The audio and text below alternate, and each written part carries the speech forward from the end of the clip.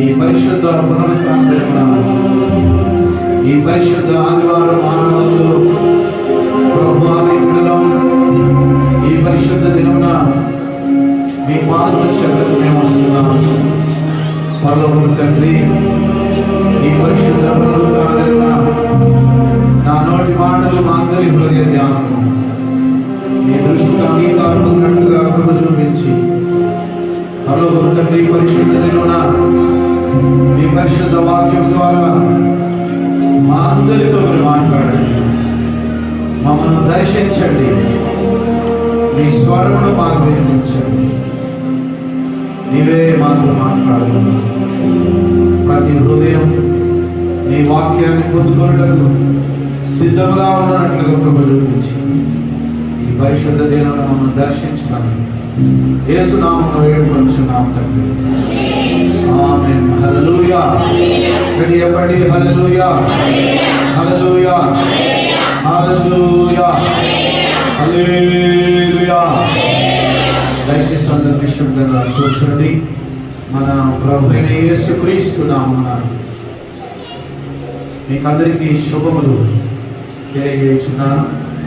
ఈ పరిశుద్ధ పునరుత్థానమున, ఈ పరిశుద్ధ ఆదివారం ప్రభు బిడ్డలైన మనం ఆయన పరిశుద్ధ మందిరంలో చేరి ఆయనను స్తుతించి ఆరాధించుటకు పరలోకపు తండ్రి మనకిచ్చినటువంటి ఈ గొప్ప భాగ్యాన్ని బట్టి యేసయ్య నామానికి మహిమ చెల్లిస్తున్నాం. హల్లెలూయా. మనది మందిరం యొక్క వార్షికోత్సవం, మందిరం యొక్క పుట్టినరోజు పండుగ రోజు మార్చి 4వ తారీఖు జరిగింది కదా.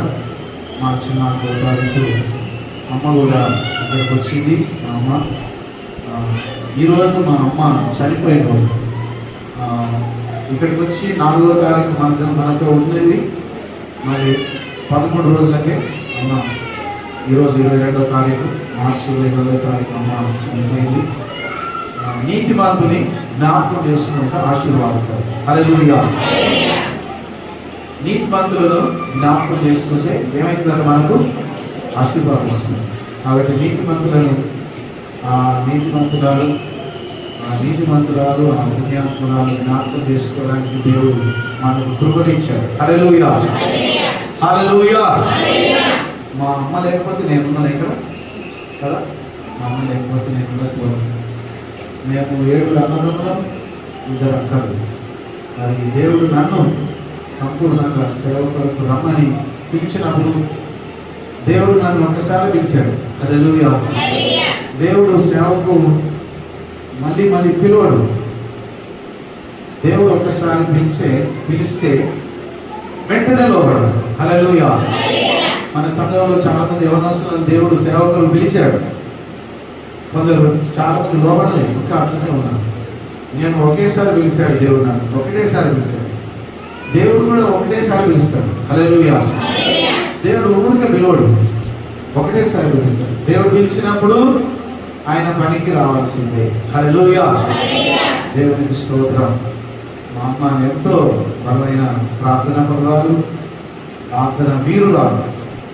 మా అమ్మ తెల్లవారుజాము 4 గంటలకి లేచి ప్రార్థన చేసేది మా అందరిలో. అదే ప్రార్థన అలవాటు మాకు వచ్చింది.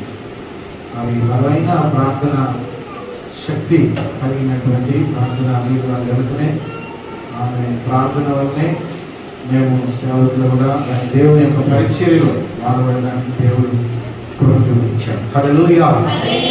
గత కొన్ని వారముల నుండి మనం మత్తయి సువార్తను ధ్యానించుకుంటూ వస్తున్నాం. హల్లెలూయా. దేవుని బిడ్డలారా, ఒకటి గుర్తుపెట్టుకోండి, ఏంటంటే దేవుని మందిరానికి వచ్చి ఎవరైతే దేవుని యొక్క వాక్యాన్ని శ్రద్ధగా వింటారో, ఆ వాక్యాన్ని విని దాన్ని మనసారా ఎవరైతే నమ్ముతారో వారి ఎడల బలమైన అద్భుత కార్యాలు జరుగుతాయి. ఏమాత్రం డౌట్ అవసరం లేదు. హల్లెలూయా. ఎందుకంటే దేవుని యొక్క వాక్యమే మనల్ని జీవింపజేస్తుంది. దేవుని యొక్క వాక్యమే మన జీవితాలను బలపరుస్తుంది. దేవుని యొక్క వాక్యమే ఎల్లప్పుడూ నిరంతరం మనల్ని నడిపిస్తుంది. కాబట్టి ఆ దేవుని యొక్క వాక్యాన్ని వినడానికి వచ్చేటువంటి ఈ మందిరానికి రావడాన్ని అస్సలు నిర్లక్ష్యం చేయకూడదు. ఎంత శ్రద్ధతో మనం దేవుని సన్నిధికి వస్తామో దేవుడు కూడా మన మీద అంత శ్రద్ధ చూపిస్తాడు. హల్లెలూయా, హల్లెలూయా, హల్లెలూయా, హల్లెలూయా. దేవుడు మన మీద శ్రద్ధ చూపించాలంటే మొదట మనం ఆయనకు ప్రాముఖ్యత ఇవ్వాలి. దేవుని వాక్యంలో ఏమనుందంటే ఆయన యుద్ధకు మీరు రండి, అప్పుడు ఆయన మీ యుద్ధకు వచ్చును. హల్లెలూయా. ఇదేంటి? ఆయన యుద్ధకు రావడం అంటే ఆయన మందిరానికి రావడం.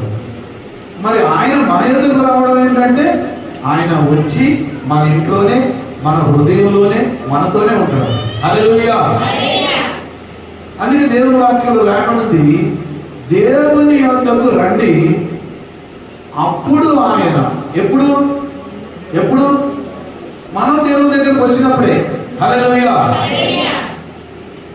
నేను వస్తుంటే చాలా మంది వెహికల్స్ పోతున్నాయి, బండ్ల మీద పోతున్నారు, రోడ్ల మీద నడిచిపోతుంటే నాకు కొంచెం వింతగా అనిపిస్తుంది. ఎందుకు? ఆదివారం వచ్చిందంటే మనం ఎక్కడ ఉంటాం? మందిరంలో ఉంటాం. ఈ మనుషులకు నిరీక్షణ లేదు. చూడు, ఎట్లా వీటోళ్ళు అట్లా నడుచుకుంటూ పోతారు, దారిలో పోతారు, బండి మీద వీటోళ్ళు బండి మీద పోతాడు, బస్సు ఎక్కేటోళ్ళు బస్సు ఎక్కుతారు, దారి నడుస్తారు. వాళ్ళకు నిరీక్షణ లేదు. వాళ్ళకు నిజమైన దేవుని సన్నిధి అనేది వాళ్ళకు తెలియదు. హల్లెలూయా. దేవుని సన్నిధిలో మనకు సమస్తం దొరుకుతుంది. హల్లెలూయా. దేవుని మందిరంలో నీకు సమస్త విషయాలను గురించి, నీ కుటుంబం గురించి, నీ సమస్యల గురించి అన్ని విషయాలు నీకు బోధింపబడతాయి. హల్లెలూయా. కాబట్టి దేవుని సన్నిధికి రావడాన్ని ఎప్పుడు కూడా మనం నిర్లక్ష్యం చేయకూడదు. దేవుని సన్నిధిలో మనం ఎంతగా ఆశతో వచ్చి ఆయన సన్నిధిలో ఉంటామో అంతగా మన మీద దయ చూపిస్తాడు. హల్లెలూయా. అందుకే ఆ మాటలు అన్నాడు, ఇదిగో మీరు దేవుని యొద్దకు రండి, అప్పుడు ఆయన మీ యొద్దకు వచ్చును. హల్లెలూయా. ఇప్పుడు అర్థం, ఇప్పుడు రివర్స్ చెప్తా నేను. ఏంటి? దేవుని యొద్దకు రాకపోతే ఆయన కూడా నీ దగ్గరికి రాడు. హల్లెలూయా. అర్థమైంది? ఇప్పుడు నేను చెప్పి, దేవుని యొద్దకు రండి, అప్పుడు ఆయన మీ యొద్దకు వచ్చును. దీనికి రివర్స్ ఏంటిది?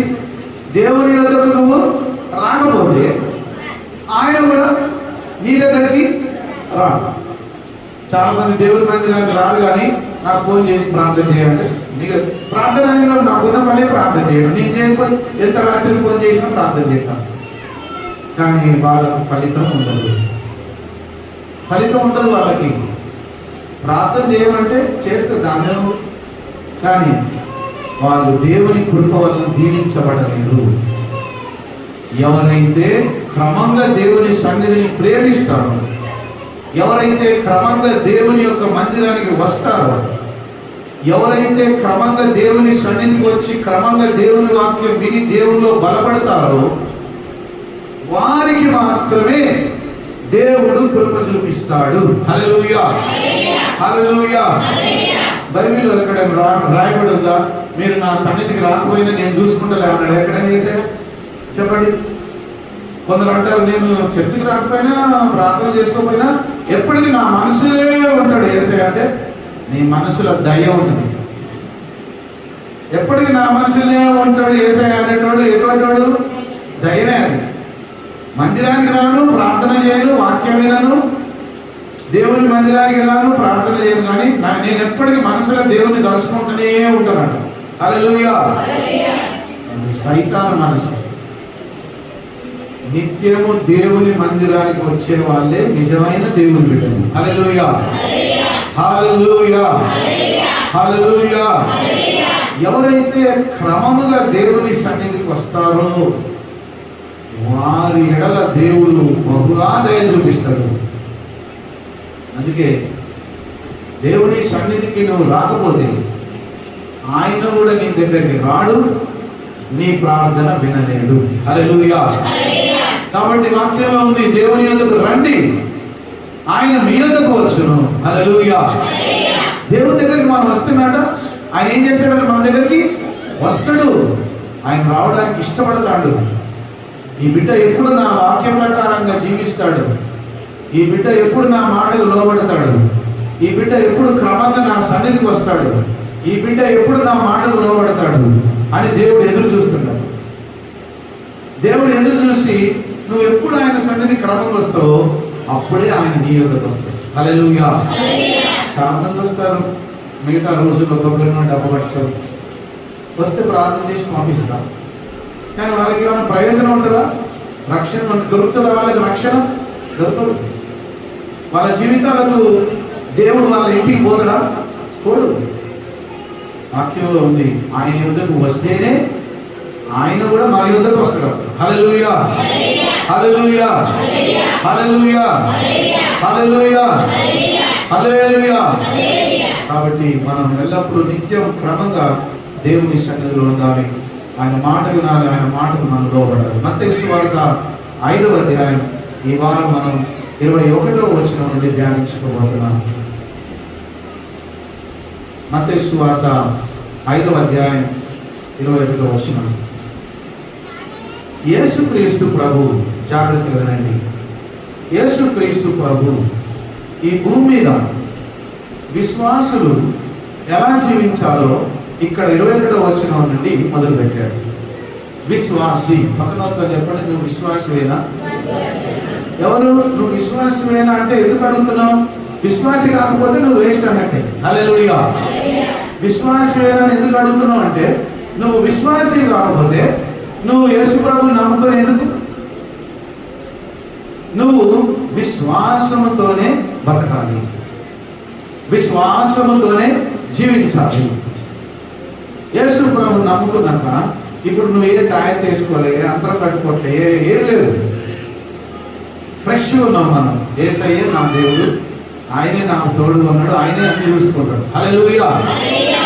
అది 100% కరెక్ట్. ఏంటిది? ఆయన నమ్ముకున్న వారికి అన్ని విషయాలలో కృప చూపిస్తాడు.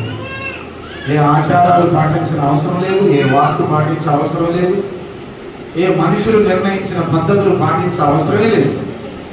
దేవుని వాక్యం విని ఆ వాక్య ప్రకారంగా జీవిస్తే చాలు. హల్లెలూయా, హల్లెలూయా, హల్లెలూయా, హల్లెలూయా. అందుకే ఎవరైనా దేవుని సన్నిధికి రాకపోతే మీరు వెళ్ళినప్పుడు వాళ్ళకి బుద్ధి చెప్పండి. బుద్ధి చెప్పి ఎందుకు నువ్వు మందిరానికి రావట్లేదు, క్రమంగా రాకపోతే దేవుడు నీ దగ్గర రాడట, దేవుడు నీకు సహాయం చేయడట. ఈరోజు ఆ వాక్యంలో దేవుడు చెప్పాడు, ఆయన ఎందుకు మనం పోతేనే ఆయన వస్తాడట, లేకపోతే రాడట. కాబట్టి మనం వెళ్ళాలి ఆయన సన్నిధికి, ఆయన వాక్యం వినాలి, ఆయనలో బలపడాలి అని నీకు తెలిసిన వారు, నీకు తెలియని వారు, నీ బంధువులు అందరికీ నువ్వు చెప్పాలి. హల్లెలూయా, హల్లెలూయా, హల్లెలూయా, హల్లెలూయా, హల్లెలూయా, హల్లెలూయా, హల్లెలూయా.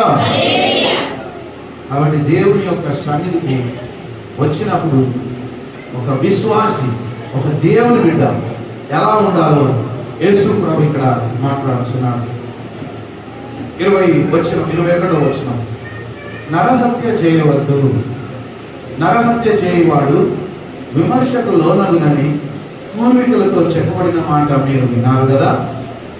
నేను మీతో చెప్పినదేమనగా, తన సహోదరుని మీద కోపపడు ప్రతివాడు విమర్శకు లోనగును, తన సహోదరుని చూసి వ్యర్థుడా అని చెప్పువాడు మహాసభకు లోనగును, ద్రోహి అని చెప్పువాడు నరకాగ్నికి లోనగును.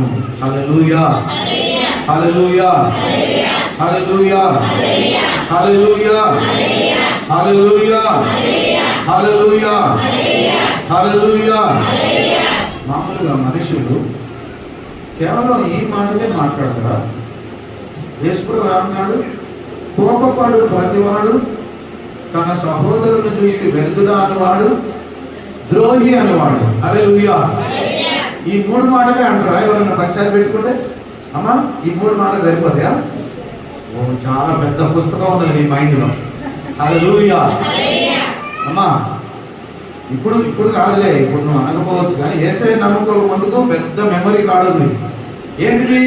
ఎవరైనా పంచాయతీకి వస్తే చిన్న సన్నగా రావు మాటలు, అసలు ఆ మాటలు అసలు రకరకాల దాంట్లో చదువు రానవసరం, దానికి చదువు రానవసరంలే. అదే ఏందమ్మా ఇంత మంచిగా తిడతావు, నీవు ఎక్కడ నేర్చుకున్నావు చదువు? ఎక్కడ డిగ్రీ చేసినావు? నువ్వు ఏం చదువుతావు? ఇంత మంచిగా తిడతాను, నీకు ఇన్ని బూతులు వస్తున్నాయి అంటే ఎక్కడ చదువుకున్నావు అంటే దానికి చదువు రానవసరంలే. దానికి చదువు అసలు అవసరం లేదు. అయ్యే వస్తాయి అక్కడ. హల్లెలూయా. ఏమవుతుంది? అయ్యే వస్తాయి. రోషం పెరిగిన కొద్దీ, కోపం పెరిగిన కొద్దీ ఒక్కొక్క దానికి ఎమ్మటే బయటికి వస్తూనే ఉంటాయి. హల్లెలూయా. దేవుని బిడ్డ అంటే దేవుని బిడ్డ లాగానే ఉండాలి. డబల్ గేమ్ ఆడొద్దు నువ్వు. అమ్మా ఏం ఆడొద్దండి మనం? ఇక్కడ ఒక ఆట, ఇంటికాడ ఒక ఆట ఆడొద్దు. హల్లెలూయా. ఇక్కడ ఒక మాట, ఇంటికాడ ఒక మాట మాట్లాడొద్దు. ఇక్కడ హల్లెలూయా చెప్పి దారిలో పోతా మొత్తం బూతులే తిట్టుకుంటూ పోయినావు అనుకో, ఇక్కడ ఉన్నంతసేపే ఏ దయ్యం నీ జోలికి రాదు. మళ్ళీ దారిలో పోతా అంటే అన్ని దయ్యాలు ఏమడి పడతాయి. కాబట్టి నోరు చాలా జాగ్రత్తగా ఉంచుకోవాలి. దేవుని వాక్యం అంటాడు నరహత్య. దేవుని యొక్క వాక్య ప్రకారంగా నరహత్య అంటే ఒక మనిషి యొక్క హృదయాన్ని, ఒక మనిషి యొక్క మనసును నువ్వు బాధ పెట్టిన వరకు అప్పుడే నువ్వు నరహత్య చేసినట్టు. హల్లెలూయా. దానికి అర్థం ఏంటి? నీకు భూమి మీద ఎవ్వరు కూడా శత్రువులు ఉండకూడదు. హల్లెలూయా. భూమి మీద నీకు ఎవరైనా శత్రువులు ఉండొచ్చా? ఉండకూడదు. ఎవ్వరిని కూడా నువ్వు శత్రువుగా భావించుకోవద్దు. ఎవ్వరు కూడా పలానోళ్ళు నా శత్రువు, పలానోళ్ళు నా గిట్టదు, పలానోళ్ళ ముచ్చట నువ్వు మాట్లాడద్దు. హల్లెలూయా. హల్లెలూయా. గట్టి చెప్పండి హల్లెలూయా. మామూలుగా మేము నర్సరావుపేట పాస్టర్స్ ఫెలోషిప్ ఉన్నప్పుడు ఒక ఆయన వస్తాడు. ఆయన ఏమంటాడంటే, అగో వాడు వస్తే మాత్రం నేను రాను మీటింగ్ అంటాడు. ఎవడు వస్తాడట? అగో వాడు వచ్చిందంటే నేను రానండి. అంటే నేను నీకు పరలోకం లేదు అని చెప్పి. ఎందుకు లేదు అని అంటే, వాడు వస్తే నేను రానంటే నువ్వు దేవుని బిడ్డ ఎట్లయితే, నువ్వు యేసయ్య బిడ్డ ఎట్లయితావు? ఒక వ్యక్తిని చూసి నువ్వు శత్రువుగా భావించుకున్నావు అంటే నీ గమ్యం ఎక్కడంటే నరకాగ్ని అన్నది వాక్యం. హల్లెలూయా. ఎవ్వరిని కూడా శత్రువులుగా భావించుకోవద్దు. ఎవ్వరు కూడా చెడిపోవాలని నీ మనసులో కోరిక కలవద్దు. వాళ్ళ క్రియలను బట్టి దేవుడే వాళ్ళకి చూపిస్తాడే అనుకోవాలి అంతే. వాళ్ళ పద్ధతిని బట్టి, వాళ్ళ యొక్క ప్రవర్తనను బట్టి, నన్ను ఇన్ని మాటలు అన్నందుకు, నన్ను ఈ విధంగా అన్నందుకు దేవుడే చూసుకుంటాడు, అంతవరకే చాలు. హల్లెలూయా. వాక్యాలు కూడా ప్రభువు రాసి పెట్టాడు. ఏమనంటే, పగ తీర్చుకొనుట నా పని, పగ తీర్చుట నీ పని కాదు. హల్లెలూయా. హల్లెలూయా. హల్లెలూయా. హల్లెలూయా. ఇప్పుడు పగ తీర్చుట ఎవరి పని అంట? దేవుని పని. నువ్వు పగ తీర్చుకో అవసరం లేదు, నువ్వు కొట్లాడ అవసరం లేదు, నువ్వు పరుగులెత్త అవసరమే లేదు. దేవుని వాక్యంలో చాలా స్పష్టంగా గమనించండి. మత్తయి సువార్త 5, 6, 7 అధ్యాయాలు. 5 యేసు ప్రభువు చెప్పిన కొండ మీద ప్రసంగం భూలోకం అంతటికి గొప్ప ప్రసంగం ఇది. కాబట్టి మత్తయి సువార్త 5వ అధ్యాయం, 6వ అధ్యాయం, 7వ అధ్యాయాలలో విశ్వాసి ఉండవలసినటువంటి పద్ధతి, విశ్వాసి ఉండవలసిన విధానం, విశ్వాసి యొక్క జీవితం భూమి మీద ఎలా ఉండాలి అని ఒక క్రమమును ప్రభు నేర్పిస్తున్నాడు. ఆ క్రమంలో మొట్టమొదటి పాయింట్ ఆయన నరహత్య గురించి చెప్తాడు. హల్లెలూయా. ఏది నరహత్య? ఏది మనిషిని హత్య చేయడం అంటే కత్తి తీసుకొని పొడిసి చంపుతూనే చంపినట్టు కాదట. నీ సహోదరుని కానీ, నీ బంధువుని కానీ, నీ తోటి వారిని కానీ ఎవరైనా వాళ్ళని వ్యర్థమైన మాటల చేత తిట్టి దూషిస్తే అప్పుడే నువ్వు ఆత్మను, ఆ వ్యక్తి యొక్క ఆత్మను చంపినంత లెక్క అంటాడు. హల్లెలూయా. నరహత్య చేయవద్దు. నరహత్య చేయవాడు విమర్శకు లోనగునని పూర్వీకులతో చెప్పబడిన మాట మీరు విన్నారు కదా. నేను మీతో చెప్పినది ఏమనగా, తన సహోదరుని మీద కోపపడు ప్రతివాడు విమర్శకు లోనగును. తన సహోదరుని చూసి వ్యర్థుడా అని చెప్పువాడు మహాసభకు లోనగును. ద్రోహి అని చెప్పువాడు నరకాగ్నికి లోనగును. హల్లెలూయా, హల్లెలూయా, హల్లెలూయా, హల్లెలూయా, హల్లెలూయా. అమ్మా, నేను మీరు ఎంతమంది మనుషులను చంపారో చేయకండి. అమ్మా, ఎవరైనా మనిషిని చంపారా? ఎవరైనా చంపారా? మనం నరహత్య చేశామా? చేయలే. మనం ఎవరైనా చంపుతాం? అసలు ఎవరు మనం చంపలే. కానీ దేవుడు ఏమంటాడంటే, నువ్వు కత్తి తీసుకొని పొడిచి చంపితేనే చంపినట్టు కాదట. ఉత్తగుండేటోళ్ళని చూసి 4 బూతు పాటలు దిగినావు అనుకో, నువ్వు వాళ్ళని చంపినట్టే లెక్క అంటాడు. హల్లెలూయా. నీ నోటికి వచ్చినట్టు మాట్లాడినావు అనుకో, వాళ్ళు నువ్వు చంపేసినట్టు అంటాడు. కాబట్టి దేవుని బిడ్డలు సాధ్యమైనంత వరకు దుర్మార్గుల జోలికి పోవద్దు. హల్లెలూయా. ఎవరి జోలికి పోవద్దు? దుష్టుల జోలికి పోవద్దు. ఎందుకంటే మనకేమో రావు. అమ్మా, మనకు వచ్చా? మనకు రావు. మనకు వచ్చినా మనం మాట్లాడద్దు. ఇదే అవకాశం చూసుకొని వాళ్ళే చేద్దరు, ఇష్టం వచ్చినట్టు మాట్లాడదు. దేవునికి అప్పచెప్తే ఆ నోరు పడిపోయేటట్టేస్తాడు. హల్లెలూయా, హల్లెలూయా. నువ్వు వాళ్ళని తిట్టకుండా యేసయ్యకి అప్పచెప్తే ఆయనే పగ తీర్చుకుంటాడు. వాళ్ళ నూనె పడిపోద్ది, నీకేం కాదు. హల్లెలూయా, హల్లెలూయా. దేవుడు వ్యతిరేకపడ్డాడు. మోసపోకుడి, దేవుడు వ్యతిరేకపడడు. దేవుని ఎవరు ఎక్కిరేయలేరా? హల్లెలూయా. దేవుణ్ణి ఎవరైనా ఎక్కిరేయలేరా? ఎవరైనా ఎక్కిరిస్తే ఉత్తరనే వాళ్ళు నాశనం అయిపోతారు. నిజం, జోక్ కాదు. అమెరికా దేశంలో లాస్ ఏంజల్స్ అనే పట్టణంలో లోక సంబంధమైన వాటికేమో మార్కులు ఎక్కువ వేసి దేవునికి 0 మార్కులు వేసింది. హల్లెలూయా. దేవునికి ఏం చేసినాడా? 0 మార్కులు వేస్తే మొత్తం లాస్ ఏంజల్స్ పట్టణం అంతా తగలబడిపోయింది. మొత్తం తగిలిపోయింది. అక్కడక్కడ దేవుని మందిరం మాత్రం కావాలి. దేవుని మందిరాలు రాలే. మందిరం చుట్టూ ఏదో అగ్నికంచి చేసినట్టే మందిరం వరకే ఏం రాలేదు, కానీ చుట్టుపక్కల ఇంట్లు, అడవి మొత్తం ఆ పట్టణం అంతా మొత్తం కాలిపోయింది. ప్రపంచం అంతగా తెలిసిపోయింది. ఏమని? దేవుణ్ణి ఇట్లా అన్నారు కాబట్టి వాళ్ళ బతుకట్లయింది. హల్లెలూయా. నువ్వు ఎవరితో పెట్టుకున్నా యేసు ప్రభుతో పెట్టుకోండి. ఇది మాత్రం ఖచ్చితం. ఎవరితో ఎవరితో పెట్టొద్దు గొడవ. యేసయ్యతో పెట్టొద్దు. యేసయ్యతో గొడవ పెట్టిన వాళ్ళు ఈ భూమి మీద చాలా మంది తిరుగుబాటు చేసిర్రు, వ్యతిరేకించిర్రు, ఆయన రాజ్యానికి వ్యతిరేకంగా ప్రవర్తించిర్రు. వాళ్ళే నశించిపోయారు, కానీ ఆయన రాజ్యం శాశ్వతంగా నిలిచి ఉన్నది. హల్లెలూయా, హల్లెలూయా, హల్లెలూయా, హల్లెలూయా, హల్లెలూయా, హల్లెలూయా, హల్లెలూయా. అందుకే దేవుడు వాక్యం అన్నాడు, నరహత్య అంటే ఒక మనిషిని చూసి నువ్వు కోపంతో 2 మాటలు తిడితే దాన్ని చంపినంత లెక్క అవుతుందని వాక్యం. కాబట్టి దయచేసి దేవుని బిడ్డలైన మనం ఎప్పుడు కూడా శత్రువులను కలిగి ఉన్నట్టు, ఒకవేళ శత్రువులుగా ఉంటే వాళ్ళతో సమాధాన పడాలి. ఒకవేళ వాళ్ళు సమాధాన పడడం ఇష్టం లేకపోతే వాళ్ళ కొరకు ప్రార్థన చేయాలి.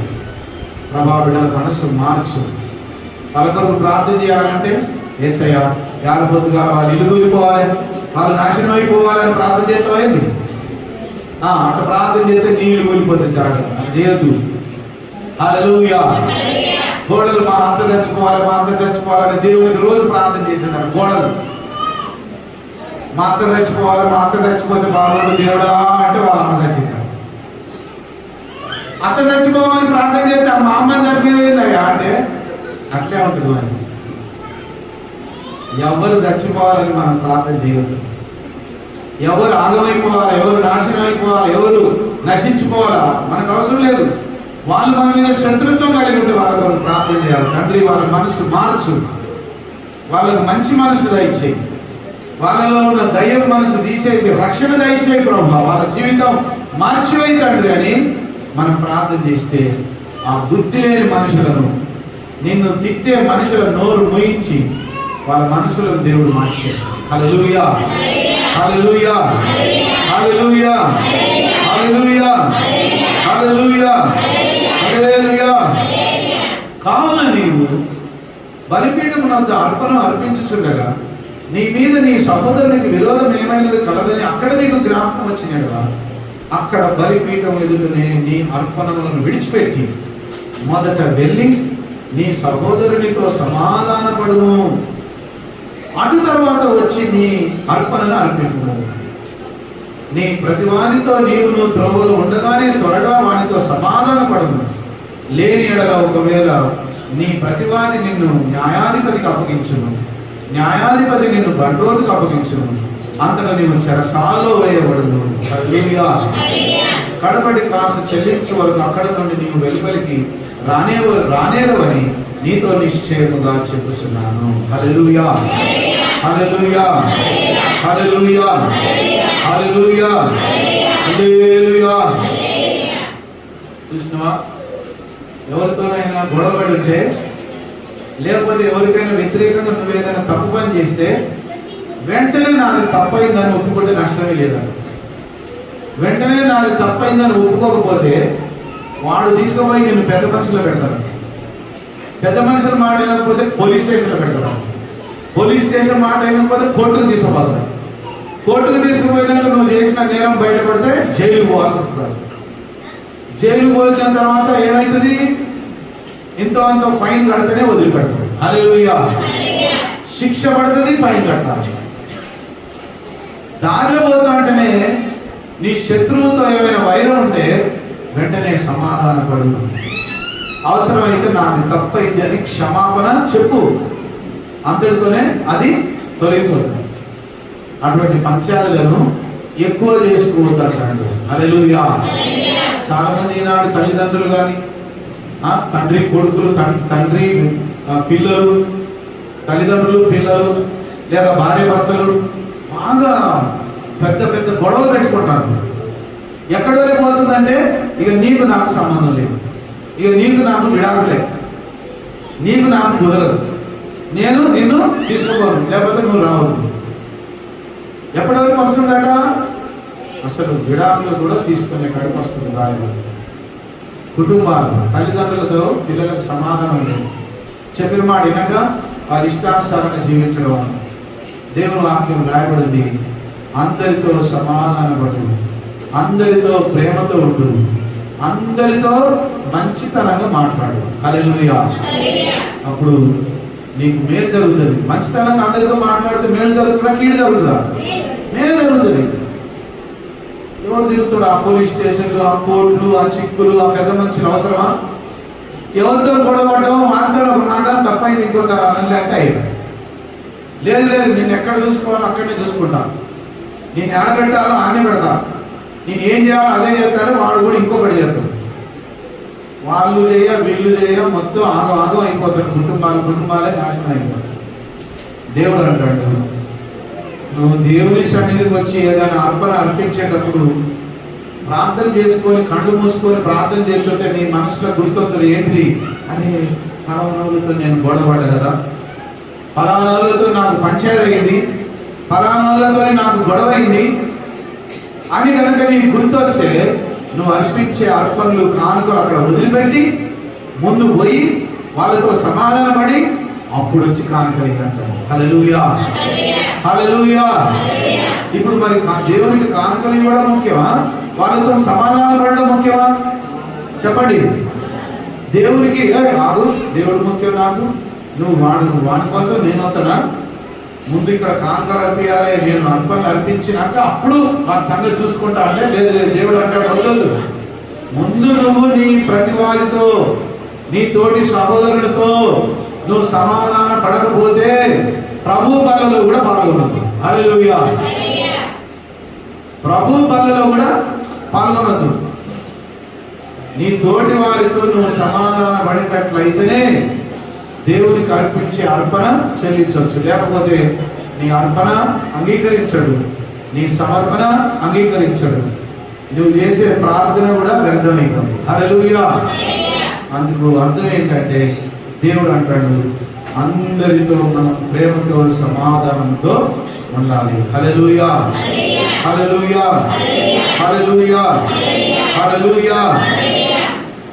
27వ వచనం బైబిల్ వారు తీసి చూడండి. చదువు రాని వాళ్ళు చక్కగా కళ్ళు తెరిచి జాగ్రత్తగా వినండి. హల్లెలూయా. మీ పక్కన వాళ్ళు ఎవరైనా నిద్రపోతున్నారు చూసుకోండి. ఎవరైనా పక్కన వాళ్ళు నిద్రపోతుంటే వాళ్ళని గద్దించండి, వాళ్ళతో మాట్లాడండి. హల్లెలూయా. మత్తయి సువార్త 5వ అధ్యాయం 27వ వచనం బైబిల్ వారు తీసి చూడండి. మత్తయి సువార్త 5వ అధ్యాయం 27వ వచనం. వ్యభిచారము చేయవద్దని చెప్పబడిన మాట మీరు విన్నారు కదా.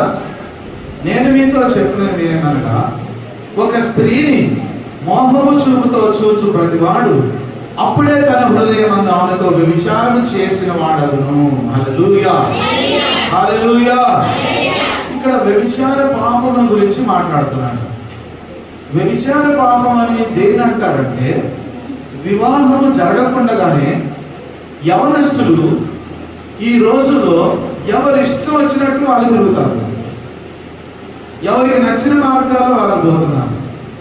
బడిలో చదువుకోమని కాలేజీకి పంపిస్తే అక్కడ పోయి లవర్లను వెతుక్కొని ఇంకా వీడే కామవాడు.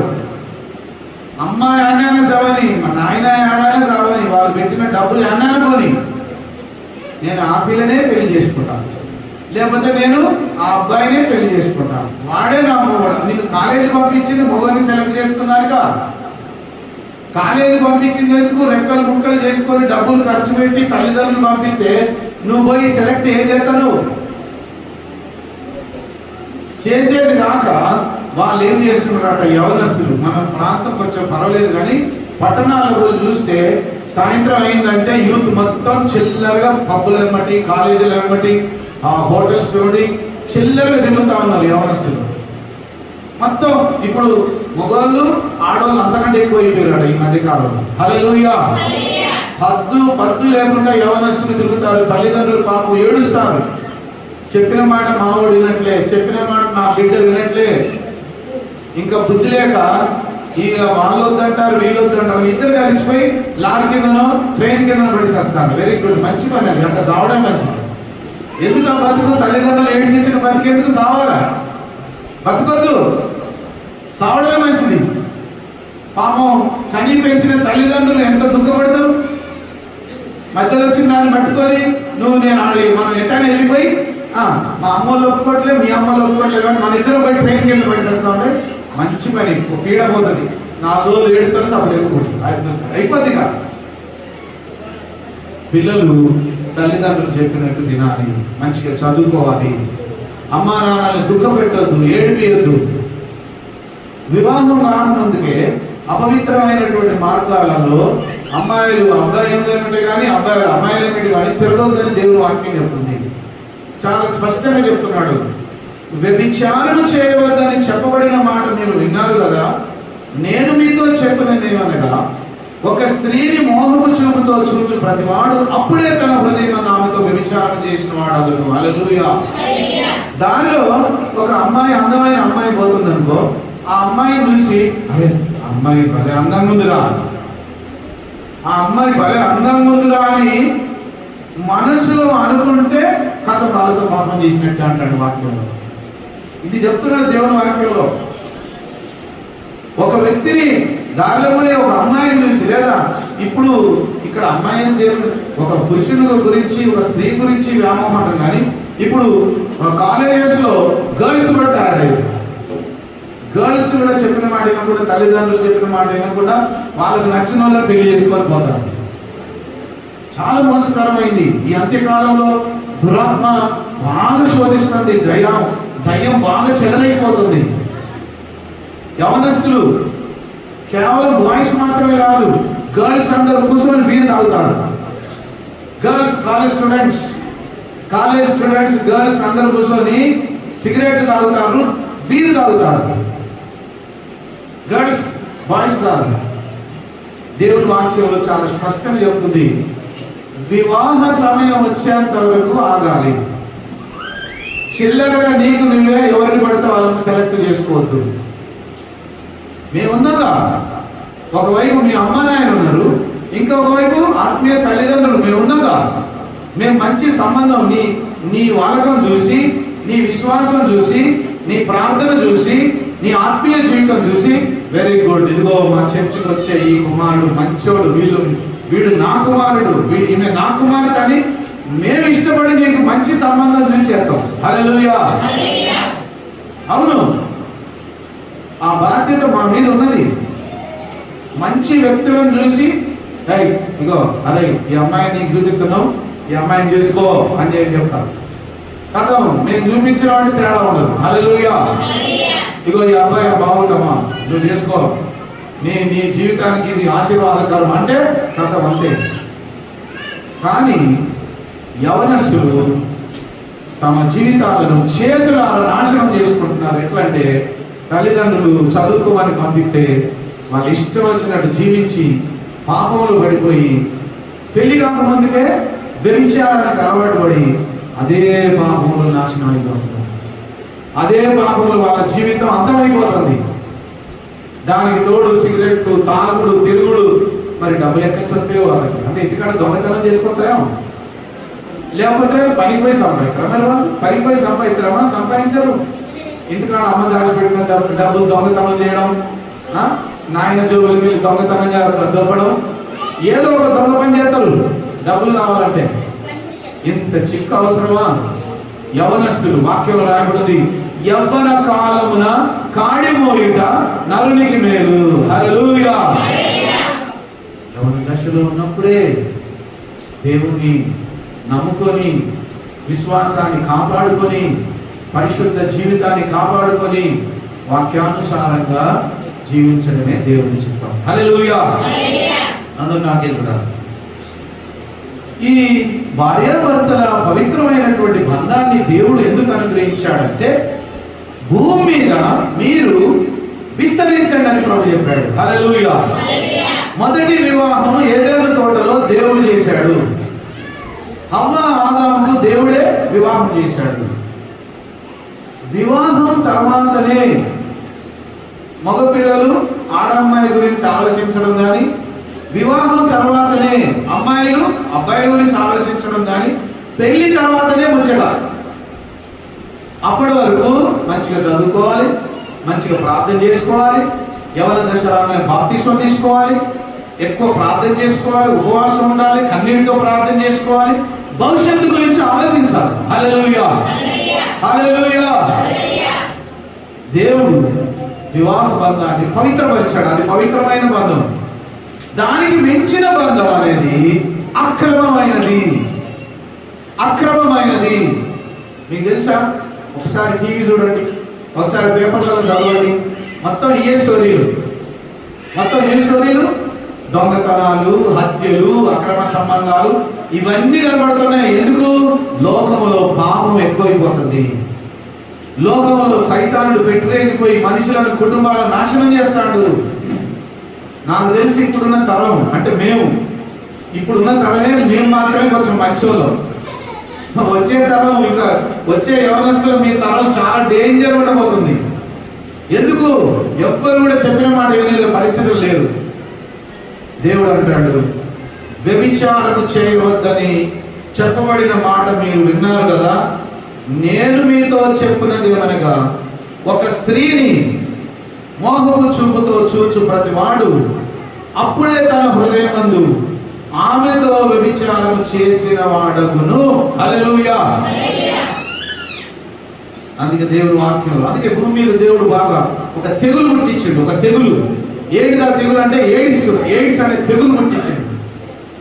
ఆ తెగులు మనుషులకు అద్దుపద్దు లేకుండా పోతారని తెగులు పెట్టిండు. తెగులు ఎవరైతే అక్రమంగా జీవిస్తారో వాళ్లకు ఆ తెగులు పడ్డదు. ఎవరైతే చెప్పిన మాట వినకుండా తిరుగుబోతులై తిరుగుతారో వాళ్ళకి ఏం జరుగుతుందట? ఈ తెగులు, ఎయిడ్స్ అనే తెగులు పడుతుంది. ఇక ఏముంది? టెస్ట్ చేసి పాజిటివ్ అని బయటపడ్డది అనుకో, దానికి అసలు మంది తెలుసా మీకు? ఎయిడ్స్కి మందు ఉందా? కట్టెపుల్లలాగై రక్తం అంతా బీసేస్తుంది ఆ ఎయిడ్స్. కట్టెపుల్లలాగై ఇక సావాల్సిందే కానీ మళ్ళీ బతికేది లేదు. అయిపోయినట్టే కదా, చరిత్ర క్లోజ్, జీవితం నాశనం అయిపోయినట్టే. ఇదంతా ఎవరి పని అంటే సైతాన్ పని. సైతానుడే మనుషులను పాపంలో పడేస్తాడు. సైతానుడే మనుషులని తాగుడుకు, సిగరెట్లకు, వ్యభిచారానికి, పాపములకు, అన్ని విధములైన పాపములకు మనుషులను మోసపరిచి సత్యమైన దేవుణ్ణి నమ్ముకోనియకుండా ఆలం చేసేస్తాడు. యవన జీవితంలోనే తప్పుడు మార్గాలు నేర్చుకొని వాళ్ళ జీవితాలను చేతులారా నాశనం చేసుకుంటున్నారు. అందుకే దేవుని వాక్యంలో చాలా స్పష్టంగా రాయబడింది, నీ యొక్క చూపులు మంచిగా ఉండాలి. హల్లెలూయా, హల్లెలూయా, గట్టి చెప్పండి హల్లెలూయా. ఎవరైనా స్త్రీలైనా పురుషులైనా ఎవరైనా యవనస్తులైనా నీ చూపులు అందమైన చూపులుగా, దేవునికి ఇష్టమైన చూపులుగా, దేవునికి నచ్చిన చూపులుగా ఉండాలి. నీ చూపులో తేడా ఉంటే అది పాపం అంటాడు వాక్యంలో. పాపం చేస్తేనే పాపం అని అంటే దేవుడు. నీ చూపులో, నీ ఫోన్లో ఏం చూస్తున్నావు? నువ్వు నీ ఫోన్లో సినిమాలు చూస్తున్నావా, దేవుని పాటలు చూస్తున్నావా? నీ ఫోన్లో నువ్వు ఏం మాట్లాడుతున్నావు, ఏం చూస్తున్నావు, నువ్వేం చేస్తున్నావు? ఇదంతా చాలా ముఖ్యమైన విషయం. అది అంత ఈజీ కాదు. ఇప్పుడు మనిషి జీవితాన్ని చెడగొట్టేదే ఫోన్. ఈ ఫోన్లోని జాగ్రత్తగా మెయింటైన్ చేస్తే నీకు మేలు. ఈ ఫోన్ని తప్పుడుగా ఉపయోగిస్తే మాత్రం నీ జీవితం చీకటి అయిపోతుంది. కాబట్టి అందరూ గుర్తుపెట్టుకోవాలి, ముఖ్యంగా యవనస్తులు గుర్తుపెట్టుకోవాలి. మీ యొక్క ఆత్మీయ జీవితం చెడిపోకుండా ఉండాలంటే దేవుని ఆత్మకు లోబడి, దేవుని వాక్యానికి లోబడి, ఆయన చిత్త ప్రకారంగా జీవించడం మీరు నేర్చుకోండి. హల్లెలూయా, హల్లెలూయా. నీ కుడి కన్ను నిన్ను అభ్యంతరపరిచిన ఎడల దాన్ని పెరిగి నీ వద్ద నుండి పారవేయము. నీ దేహమంతా నరకములో పడవేయబడకుండా నీ అవయవంలో ఒకటి నశించడం నీకు ప్రయోజనకరం కదా. నీ కుడి చేయి నిన్ను అభ్యంతరపరిచిన ఎడల దాన్ని నరికి నీ వద్ద నుండి పారివేయము. నీ దేహమంతా నరకంలో పడకుండా నీ అవయవంలో ఒకటి నశించడం నీకు ప్రయోజనకరం కదా. తన భార్యను విడనాడు వాడు ఆమెకు పరిత్యాగ పత్రిక ఇవ్వాలని చెప్పబడి ఉంది కదా. హల్లెలూయా. అభ్యంతర పరిచేటివి మనలో ఉన్నాయట. ఏంటి అట? కళ్ళు అభ్యంతర పరిస్తాయట, చేతులు అభ్యంతర పరిస్తాయట. నీ కుడి కన్ను అభ్యంతర పరిస్తే ఆ కన్ను మూడో బీకి పడేయమంటాడు. హల్లెలూయా. అమ్మ లైన్గా నిలబడండి. ఒక్కొక్కరి కన్నుడు వీకెత్తాంటే మీరేమంటారు? దెబ్బగా పారిపోతారు. ఒక క్షణములు ఉండరు ఇక్కడ. లైన్లో నిలబడి ఒక్కొక్కరు రండి, కత్తి తీసుకొని ఒక్కొక్క కన్నుడు వీకుతానంటే మీరు ఏమంటారు? ఇదెక్కడికి అయ్యగారికి పిచ్చిలేసింది అయ్యింది, మన కన్నుడు వీకుతాడని ఒకటే ఉరుకుతారు. హల్లెలూయా.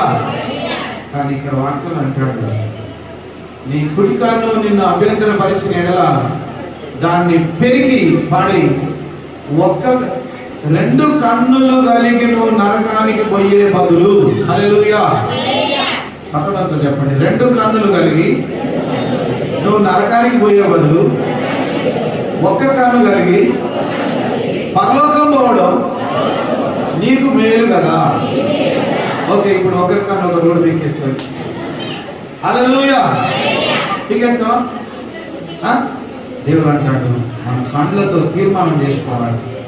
మంచివి మనం చూడాలి, చెడ్డవి చూసినప్పుడు వెంటనే తల తిప్పేసుకోవాలి.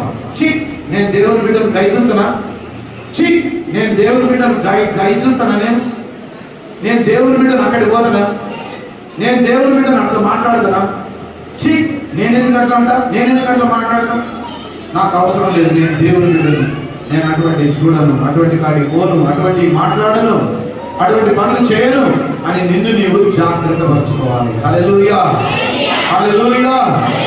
అందుకే అంటాడు వాక్యంలో, ఒకవేళ నీ కుడి కన్ను నిన్ను అభ్యంతరపరిస్తే, ఒకవేళ నీ చేతులు నిన్ను అభ్యంతరపరిస్తే నీ కుడి కన్ను పీకై. రెండు కన్నులు కలిగి నువ్వు నరకానికి పోయే బదులు ఒక్క కన్ను కలిగి నువ్వు పరలోకం పోవడం మేలు కదా అంటాడు. హల్లెలూయా. రెండు చేతులు కలిగి నువ్వు నరకానికి పోయే బదులు ఒక్క చెయ్యి నరకేసుకొని పరలోకం పోతే నీకు మేలే కదా. హల్లెలూయా. ఎందుకంటానంటే ఈ శరీరం పరలోకం పోతుందా చెప్పండి? ఈ శరీరం పోతుందా పరలోకం? శరీరం పరలోకం పోదు. ఈ శరీరం నిన్ను పరలోకం పోనీయకుండా ఆటంకం చేస్తున్నాడా? ఇక్కడ ఉంది మర్మం. ఈ శరీరం ఏం చేస్తున్నాడా? నిన్ను పరలోకం పోనీయకుండా అటు చూడు ఇటు చూడు, అడుగో ఇటుపో, ఆ పని చేయి ఈ పని, నిన్ను దయ్యం ఎమ్మడి పడుతుందట, దురాత్మ నిన్ను పీడిస్తూ ఉంటుందట. అందుకే శరీరానికి మనం రుణస్థులము కాదు అనే వాక్యంలో మన శరీరానికి రుణపడి లేమాట. మరి ఎవరికి రుణపడి ఉన్నావు? దేవునికి రుణపడి ఉన్నాం. హల్లెలూయా. మరణించే మనల్ని, నాశనం అయిపోయే మనల్ని ఆయన రక్షించాడు, మనల్ని పట్టుకున్నాడు, మనల్ని బాగు చేశాడు. హల్లెలూయా. నీవు నీ సొత్తు కాదట. చెప్పండి పక్కన, నువ్వు నీ సొత్తు కాదు. హల్లెలూయా. నిద్రపోతాను అనుకో, అనండి నిద్రపోతాను, ఇట్లా నెట్టాల నిద్ర వస్తాను ఇది దవడం ఇంకా ఒక్క నెట్టు నెడితే దెబ్బకు మెడిగా. హల్లెలూయా. హల్లెలూయా. చూసినావా? నీ యొక్క విశ్వాస జీవితంలో ఇవన్నీ ఉండకూడదట. దేవునికి వ్యతిరేకమైనవి, వాక్యానికి విరుద్ధమైనవి, ఆయన చిత్తానికి వ్యతిరేకమైనవి నీ యొక్క హృదయంలో, నీ జీవితంలో, నీ కుటుంబంలో ఉండకూడదు. కాబట్టి నీ కుడికాలు నిన్ను అభ్యంతరపరిస్తే నువ్వు దాన్ని పెరిగేసినా పర్వాలేదు అంటాడు. చెయ్యి అభ్యంతరపడితే చెయ్యి కొట్టేసుకున్నా పర్వాలేదు, కానీ నువ్వు దేవుని బిడ్డగా ఉండాలి. హల్లెలూయా. హల్లెలూయా. హల్లెలూయా. హల్లెలూయా. హల్లెలూయా. హల్లెలూయా. హల్లెలూయా. దానికి తోడు అక్కడ ఎందుకో ప్రభు అకస్మాత్తుగా భార్యాభర్తల విషయం మాట్లాడతాడు. జాగ్రత్తగా వినాలా, అందరూ వినాలి నా మాట. తన భార్యను విడనాడు వాడు ఆమెకు పరిత్యాగ పత్రిక ఇవ్వాలని చెప్పబడి ఉన్నది కదా. హల్లెలూయా. మోషే ధర్మశాస్త్రంలో ఏమైందంటే పాత నిబంధన కాలంలో మోషే ధర్మశాస్త్రం ఉన్నటువంటి కాలంలో మోషే ఏం చెప్పిందంటే, నీకు పెళ్ళైన తర్వాత ఆమె నీకు ఇష్టమని లేకపోతే, ఆమె నీకు నచ్చకపోతే ఆమెకు విడాకుల కాగితం రాసి ఇచ్చేసి వదిలిపెట్టని చెప్పింది. ఎవరు? మోషే చెప్పాడు. మోషే ధర్మశాస్త్రంలో చెప్పింది విడాకుల కాగితం. అబ్బాయి అయినా అమ్మాయి అయినా నాకు ఆమె కుదరదు, నాకు నచ్చట్లేదని కాగితం రాసుకొని వెళ్ళిపోవచ్చు అని మోషే చెప్పిండు. వినండి జాగ్రత్తగా. పరిత్యాగ పత్రిక రాసి ఇవ్వాలని చెప్పబడింది కదా. నేను మీతో చెప్పున్నది ఏమనగా, వ్యభిచార కారణమును బట్టి కాక తన భార్యను విడనాడు ప్రతివాడు ఆమెను వ్యభిచారిణిగా చేయుచున్నాడు. విడనాడబడిన దానిని పెండ్లాడు వాడు వ్యభిచరించుచున్నాడు. హల్లెలూయా. ఎంత స్పష్టంగా దేవుని వాక్యంలో రాయబడింది. వ్యభిచార కారణమును బట్టి. అమ్మ అందరు నాకే చూడాలి, పెండ్లైంది. అమ్మ నాకే చూడండి, అందరు పెండ్లైంది. అబ్బాయి అమ్మాయికి ఇద్దరిని పెళ్లి చేశాం. ఇప్పుడు వాళ్ళిద్దరు భార్య భర్తలు మంచిగా వాళ్ళ జీవితం ఏదో వాళ్ళు హాయిగా బతకాలి. వాళ్ళ జీవితం ఏదో వాళ్ళ హాయిగా బతకక ఈ అమ్మాయికి పెళ్లి కాక ముందుకు ఇంకొకటి ఉన్నాడట. ఇవన్నీ చెప్పాలంటే నాకు బాధ అనిపిస్తుంది, కానీ వాక్యంలో ఉంది కాబట్టి చెప్పాలి. చెప్తేనే యవనస్తులు బుద్ధి కలిగి బతుకుతుంది. హల్లెలూయా. హల్లెలూయా. హల్లెలూయా. ఇప్పుడు ఆమె డబల్ గేమ్ ఆడుతుందట. ఏమాడుతుందమ్మా? డబల్ గేమ్ ఆడుతుంది. వీళ్ళు లేనప్పుడు వారికి ఫోన్ చేయడం, వాళ్ళతో మాట్లాడడం, ఇవన్నీ చేస్తాయి. ఉండి ఒకరోజు వాడు దొరికింది, పట్టుకొని. ఇప్పుడు ఏం చేయాలి? ఇంత ప్రేమతో పెళ్లి చేసుకున్నాను కాబట్టి పోలీలే, ఇక ఆయకపాయలేగా, ఇప్పటి మంచి రోజు అనేది లేదట. ఎమ్మడే దానికి విడాకులు ఇచ్చేయాలంటాడు. ఎమ్మడే వదిలే, దానికి అవసరం లేదు, అది తిరుగుబోద్ది కదా, నీకు పనికిరాదు, అది పనికిరాదు కదా నీకు, అది నీ పిల్లగా ఉండడానికి వీలేదు కాదు, దాన్ని వదిలేసేయి, అది నీకు పనికిరాదు అంటాడు వాక్యంలో. ఆ ఒక్క కారణమును బట్టే హల్లెలూయా. హల్లెలూయా. నా ఇల్లు మంచిగా సవరియట్లేదు కాబట్టి నేను విడాకులు ఇస్తాను, లేకపోతే నన్ను కొట్టిండు కాబట్టి విడాకులు ఇస్తాను, ఊకే రాంతాడు కాబట్టి విడాకులు ఇస్తాను, లేదు మాకిద్దరికి కుదరట్లేదు కాబట్టి విడాకులు. ఏది కుదరబాటు? ఒక్కసారి పెళ్ళైనాక సావైనా బతికైనా అక్కడే ఉండిగా, నువ్వు సచ్చినా అక్కడే, బతికినా అక్కడే. ఏదైనా తప్పు పని జరుగుతూనే విడాకులు. హల్లెలూయా. ఇటు అబ్బాయి కావచ్చు, అమ్మాయి కావచ్చు, ఏదైనా తప్పు పని చేస్తేనే విడాకుల వరకు పోవాలి. ఒక్కసారి పెళ్ళి అయిందంటే మళ్ళా జీవితంలో మాట్లాడొద్దు. విడిపోవడం అనేది దైవ చిత్తం కానే కాదు. హల్లెలూయా. అందుకే అంటాడు, నేను చెప్పినదేమనగా వ్యభిచార కారణమును బట్టి కాక తన భార్యను విడనాడు ప్రతివాడును ఆమెను వ్యభిచారిణిగా చేయించున్నాడు. హల్లెలూయా. హల్లెలూయా. విడనాడబడిన దానిని పెళ్లాడువాడు వ్యభిచరించుచున్నాడు. హల్లెలూయా. అది అసలే చెప్పిన మాట వినగా ఆ భర్తను వదిలేసి ఊళ్ళో తిరుగుతుంది అనుకో, అమ్మ నాకెళ్ళి చూడాలంటారు, ఊళ్ళో తిరుగుతుంది అనుకో, దానికి ఎవడో పిచ్చోడు అమాయకుడు యవనస్తుడు దొరికింది అనుకో, అమ్మ నాకెళ్ళి చూడండి అంటారు, యవనస్తుడు దొరికింది అనుకో, అది వాడిని మోసం చేసి వాడిని పట్టుకొని పోయింది అనుకో, అది మహాపాపం అంటాడు వాక్యంలో. అది మహాపాపము. అందుకే మోషే ధర్మశాస్త్రంలో ఆ రోజుల్లో ఏం చేశాడంటే వ్యభిచార కారణం బట్టి పట్టబడిన వాళ్ళను రాళ్ళతో కొట్టి చంపాలి కదా. మనకు గుర్తుంది కదా, యేసుప్రభు దగ్గర కూడా ఒక అమ్మాయిని పట్టుకొచ్చి రాళ్ళతో కొట్టడానికి ఏమంటారు, యేసుప్రభు నువ్వేమంటావు, ఈ రోజు పాపం చేస్తుంటే పట్టుబడ్డదంటే ఏసైనాడు, మీలో ఎవడు నా సక్కనోడు అన్నాడు, మీలో అచ్చమున్నాడు ఎవడున్నాడు చెప్పండి అన్నాడు ఏసై. అందరూ ఆడ రాళ్ళు బయట పడేసి ఒకటే ఉంటుంది. హల్లెలూయా.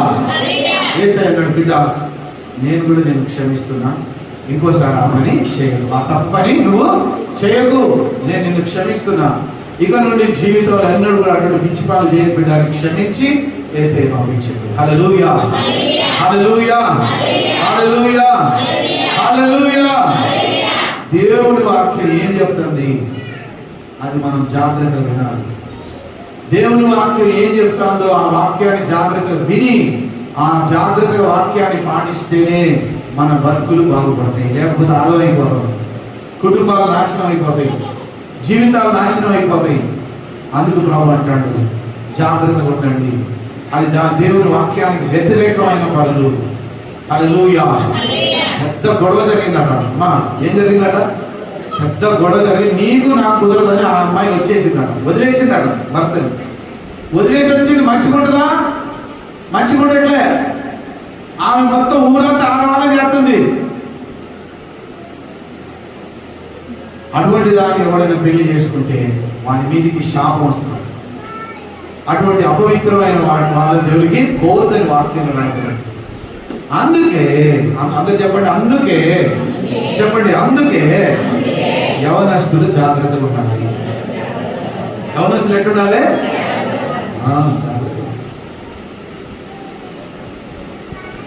మీ సమయం రాకముందే మీకు మీరే నిర్ణయాలు చేసుకోవద్దు. దేవుడు నీకు ఆ గడి వచ్చినప్పుడు మంచి భాగస్వామిని ఇస్తాడు. మంచి భాగస్వామిని దేవుడే ఇస్తాడు. దేవుడు చూపిస్తాడు, దేవుడు నడిపిస్తాడు. ఆ సమయం వచ్చినప్పుడు నీకు నువ్వే పోగడపోతే చెప్పలేదు, బాగుపడేదో తెలియదు, చెడిపోయేదో తెలియదు. హల్లెలూయా. హల్లెలూయా. మరియు నీవు అప్రమాణం చేయక నీ ప్రమాణములను ప్రభువుకు చెల్లింపవాలని పూర్వీకులతో చెప్పబడిన మాట మీరు విన్నారు కదా. నేను మీతో చెప్పినది ఏమనగా ఎంత మాత్రం ఒట్టు పెట్టుకొనవద్దు. ఆకాశం తోడు అనవద్దు, అది దేవుని సింహాసనం. భూమి తోడు అనవద్దు, అది ఆయన పాదపీఠం. యెరూషలేము తోడు అనవద్దు, అది మహారాజు పట్టణం. నీ తల తోడని ఒట్టు పెట్టుకొనవద్దు. నీవు ఒక వెంట్రుకనైనను తెలుపుగా కానీ నలుగుగా కానీ చేయలేవు. నీ మాట అవునంటే అవును, కాదంటే కాదని ఉండవలేను. వీటికి మించినది దుష్టుని నుండి పుట్టినది. హల్లెలూయా. హల్లెలూయా. హల్లెలూయా. హల్లెలూయా. హల్లెలూయా.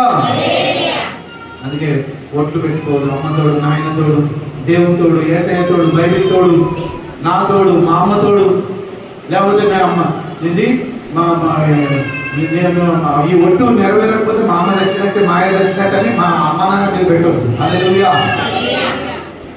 అమ్మ తోడు, నాయన తోడు, దేవుని తోడు కూడా నువ్వు అవునంటే అవును, కాదంటే కాదన్నట్టు ఉండాలి. హల్లెలూయా. ఎట్టుండాలంటే అవునంటే అవును, కాదంటే కాదు అన్నట్టే ఉండాలి. హల్లెలూయా. కంటికి కన్ను, పంటికి పళ్ళు అని చెప్పబడిన మాట మీరు విన్నారు కదా. నేను మీతో చెప్పలేదు అనగా దుష్టుని ఎదిరింపక నీకు కుడి చెంప మీద కొట్టువాని వైపునకు ఎడమ చెంప కూడా తీసుకున్నాను. ఎవడైనా నీ మీద వాద్యం వేసి నీ అంగీని తీసుకొని కోరాడు వానికి నీ పై వస్త్రం కూడా ఇచ్చివేది. ఒకడు 1 మైలు దూరం రమ్మని నిన్ను బలవంతం చేసినాడుగా వానితో కూడా 2 మైళ్ళు వేలు. నేను అడుగువాని వారికి ఇమ్ము, నేను అప్పు అడుగువారు వారి నుండి నీ ముఖం తిప్పుకొనవద్దు. హల్లెలూయా. ఎవరైనా ఏదైనా సహాయం చేయమని అడిగితే నువ్వు చేయొచ్చా? నీ దగ్గర ఉండి కూడా నువ్వు చేయకపోతే దేవుడు అది నచ్చడు. ఎవరైనా కొంచెం నన్ను ఇక్కడ దాకా దింపి రావాలంటే ఇంటికాడ దింపి రావాలి. హల్లెలూయా. ఎవరైనా నీ అంగెత్తుకోబోతుంటే బాబు ఆగు, ఇగో ఇది కూడా తీసుకొని ఇవ్వాలి అంటాడు దేవుడు. దుర్మార్గమైన పనులు చేస్తుంటే మనం మాత్రం మన మంచి చూపిస్తే దుర్మార్గులు కూడా మారిపోతారు. హల్లెలూయా. హల్లెలూయా. అమ్మ నాకేం చూడండి, అందరూ ఎవరైనా నీ చెంప మీదకి వెళ్ళి ఎవరైనా కొట్టినకు ఏం చేస్తావు చెప్పాలి? ఏం చేస్తావు? ఎవరైనా చెంప మీదకి వెళ్ళి కొట్టినకు ఏం చేస్తావు? నువ్వు చెంప మీద కొట్టుడే ఆలస్యం చుట్టుపడతావు. చెంప మీద కొట్టే ఆలస్యం ఏం చేస్తావు? దేవుడు అంటాడు, చెంప మీదకి వెళ్ళి కొట్టినా ఉందా నువ్వు తిరిగి పట్టకు. వాళ్ళ మీదకి దేవుడు ఉగ్రత రావాలంటే, దేవుడే పగ తీర్చుకోవాలంటే వాళ్ళని ఏమనకు, దేవుడే పగ తీర్చుకోవాలి. వాళ్ళ బుద్ధి యొక్కడు కానీ నువ్వు అసలే తిరిగి కొట్టద్దు, వాళ్ళతో వాద్యం పెట్టుకోవద్దు. హల్లెలూయా. నీ పొరుగువాన్ని ప్రేమించి నీ శత్రువుని ద్వేషించమని చెప్పబడిన మాట మీరు విన్నారు కదా. నేను మీతో చెప్పినది ఏమనగా, మీరు పరలోకమందున మీ తండ్రికి కుమారులై ఉన్నట్లు మీ శత్రువులను ప్రేమించుడి, మిమ్మల్ని హింసించు వారి కొరకు ప్రార్థన చేయుడి. హల్లెలూయా. ఎంత బాగా చెప్తుండే యేసయ్య. అయ్యా ఇది అయ్యే పనేనా అంటారు కొందరు. ఇంత మంచితనం అవసరమా అంటే దేవుని బిడ్డకు అవసరం. అంత మంచితనం ఉంటేనే దేవుడు మన పక్షంగా యుద్ధం చేసి మన శత్రువుల మీద ఆయనే పగ తీర్చుకుంటాడు. కానీ మనం పగ తీర్చుకునే అవసరమే లేదు. కాబట్టి ఆ విషయం గుర్తుపెట్టుకోండి. హల్లెలూయా. హల్లెలూయా. ఆయన చెడ్డవారి మీదను మంచివారి మీదను తన సూర్యుని ఉదయింపజేసి నీతిమంతుల మీదను అనీతిమంతుల మీదను వర్షం కురిపించున్నాడు. మీరు మిమ్మల్ని ప్రేమించు వారినే ప్రేమించినే కదా మీకేం ఫలం కలుగు? సుకరులను అలా చేయించినారు కదా. మీ సహోదరులకు మాత్రం వందనం చేసిన కదా మీకు ఎక్కువ చేయించున్నదేమి? మీరు చేయించున్నదేమిటి? అన్ని జనులు అలా చేయించినారు కదా. మీ పరలోకపు తండ్రి పరిపూర్ణుడు కనుక మీరును పరిపూర్ణులుగా ఉండేవారు. హల్లెలూయా. హల్లెలూయా. హల్లెలూయా. హల్లెలూయా. మనల్ని నచ్చిన వారినే, మనకు నచ్చిన వాళ్ళని ప్రేమించొద్దండి. మనకు నచ్చని వాళ్ళని, మనల్ని తిట్టటోళ్ళని, మనకు వ్యతిరేకంగా మాట్లాడేటోళ్ళని కూడా ప్రేమించమంటాడు. అది దేవుని ప్రేమ. హల్లెలూయా. హల్లెలూయా. హల్లెలూయా. హల్లెలూయా. అందరూ మోకరించండి, ప్రార్థన చేసుకుంటాం. ప్రభా నీ వాక్యానికి అనుకూలంగా నేను కూడా జీవిస్తాను. ప్రభా నీ వాక్యానికి వ్యతిరేకమైన నాలో ఉండవద్దు. నరహత్య కానీ, వ్యభిచారం కానీ, ఇంకా శత్రుత్వం కానీ, పాపము కానీ, నీ వాక్యానికి విరుద్ధమైనవి నాలో ఉండకూడదు ప్రభా. నీ చిత్తానికి వ్యతిరేకమైన పనులు నేను అసలే చేయను ప్రభా. ఏది నీ చిత్తమో, ఏది నీ వాక్యానుసారమో దానినే అనుసరించి నీ కొరకు జీవిస్తాను గట్టి తీర్మానం చేసుకోండి. పరిశుద్ధుడైన మా తండ్రి, మహోన్నతుడైన మా దేవా, ఈ పరిశుద్ధ పునరుత్థాన దినమున ఈ పరిశుద్ధ వాక్యం ద్వారా మా అందరితో మాట్లాడుతున్నాను. అయ్యా నీవు విశ్వాసం ఎలా జీవించాలో, పరిశుద్ధ జీవితం ఎలా కలిగి ఉండాలో, యవనస్తులు ఎలా జీవించాలో, సంఘంలో ఉన్న బిడ్డలు ఎలా జీవించాలో మీరు మాట్లాడిన విధానాన్ని బట్టి వందనాలు ప్రభువా. నీ వాక్యానికి వ్యతిరేకమైన పనులు చేయకుండా అందరూ నీ మాటకు, నీ చిత్తానికి, నీ వాక్కు లోబడి నీ ఆత్మానుసారంగా నడిచే భాగ్యం దయచేయండి ప్రభువా. నేడు నీ వాక్కు ద్వారా మమ్మల్ని దర్శించినందుకు వందనాలు. విన్న వాక్యాన్ని వృధాగా వదిలిపెట్టకుండా ఆ వాక్యాన్ని హృదయంలో దాచుకొని ఆ వాక్యానుసారంగా ప్రతి ఒక్కరూ జీవించే భాగ్యం ప్రతి ఒక్కరికి దయచేయమని ప్రార్థిస్తున్నాము. పరలోకపు తండ్రి, నేడు నీ వాక్కు ద్వారా మనం బలపరిచినందుకు వందనాలు. యూట్యూబ్లో కూడా నీ వాక్యం వింటున్న బిడ్డలకు అయ్యా నీ వాక్యం ద్వారా గొప్ప మేలు జరుగును కాక అద్భుతం జరిగించండి. ఈ దినం మా ప్రార్థన ఆలకించి జవాబిచ్చినందుకు వందనాలు చెల్లిస్తూ నీ వాక్యానుసారమైన జీవితంలో ప్రతి బిడ్డను స్థిరపరచుమని యేసు నామమున వేడుకొంచున్నాము తండ్రి. ఆమేన్.